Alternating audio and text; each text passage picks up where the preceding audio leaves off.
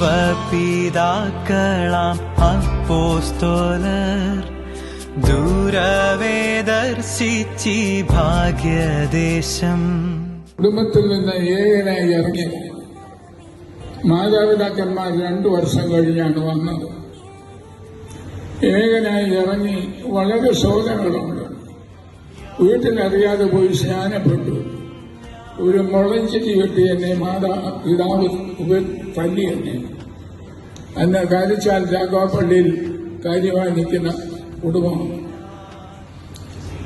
അതെനിക്ക് കൂടുതൽ പ്രചോദനം നൽകി. 2 വർഷം കഴിഞ്ഞപ്പോൾ മാതാപിതാക്കന്മാർ ദൈവസന്നിധിയിൽ വന്നു. എനിക്കൊരു സന്തോഷ വാർത്ത ഉള്ളത്, എന്റെ പിതാവിന് 6 മക്കളാണ്. അതിൽ ഞാൻ രണ്ടാണ്. 6 പേരും രക്ഷിക്കപ്പെട്ട് ദൈവഭാഗത്ത് വന്നു. 6 പേരുടെ മക്കളും വന്നു. എന്റെ കുടുംബത്തിൽ പിതാവിനൊത്ത് താഴോട്ട് പറയുക, ഒരൊറ്റ വ്യക്തി രക്ഷിക്കപ്പെടാനില്ല. എല്ലാവരും രക്ഷിക്കപ്പെട്ട് നിർവഹിക്കും. എനിക്കൊരു ആശ്വാസം നൽകുന്നു. ഞാൻ പ്രാരംഭത്തിൽ ചില പ്രവർത്തനങ്ങൾ ചെയ്തു. ഡ്രമ്മൊക്കെ തെറ്റിപ്പൊട്ടിച്ചു, വെളുത്തിന് പിടിച്ചു നീട്ടി. ചില പ്രശ്നങ്ങളുണ്ടായി. ജീവിതത്തിൽ മൊറോക്കോ ലെതറിൽ ബൈൻഡ് ചെയ്തത് നല്ലൊരു ബൈബിളായിരുന്നു.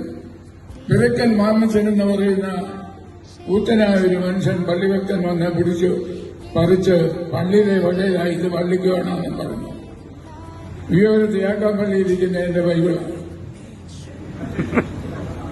എന്നാൽ ഇത് കണ്ടുകൊണ്ടിരുന്ന യാത്രക്കാരെ വീട്ടിലേക്ക് വിളിച്ചു, എന്നെ കൊണ്ടുപോയി പ്രാർത്ഥിച്ചു. അവിടെ യോഗം ആരംഭിച്ചു.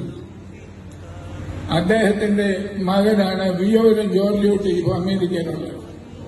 ആ കുടുംബത്തെ തന്നു, പല കുടുംബത്തെ തന്നു. അടുത്ത് മാതൃമുള്ളോട്ട് കയറി കുന്തും തള്ളും ബഹളമൊക്കെ ഉണ്ടായി. അവിടെ വെള്ളമൊക്കെ തള്ളി കളഞ്ഞു.